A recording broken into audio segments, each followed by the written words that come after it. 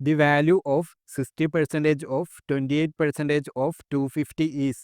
നമുക്കിതിൻ്റെ വാല്യൂ ആണ് കണ്ടുപിടിക്കേണ്ടത്. ആദ്യം നമുക്ക് 60% ഇൻറ്റു 28% ഇൻറ്റു 250 എന്ന് എഴുതാം. ഇനി നമുക്ക് ശതമാനത്തിന് ഫ്രാക്ഷനിലേക്ക് മാറ്റാം. 60% എന്ന് പറയുമ്പം 60/100, 28% എന്ന് പറയുമ്പം 28/100, പിന്നെ 250 ഉണ്ടല്ലോ. ഇനി നമുക്ക് പൂജ്യങ്ങളൊക്കെ വെട്ടിക്കളയാം. 250ൻ്റെ ഒരു പൂജ്യവും 100ൻ്റെ ഒരു പൂജ്യവും വെട്ടിപ്പോയി. പിന്നെ 60ൻ്റെ ഒരു പൂജ്യവും ഇവിടുത്തെ ബാക്കിയുള്ള ഒരു പൂജ്യവും കൂടെ വെട്ടിപ്പോയി. ഇനി നമുക്ക് ബാക്കിയുള്ളതൊക്കെ എടുത്ത് എഴുതാം.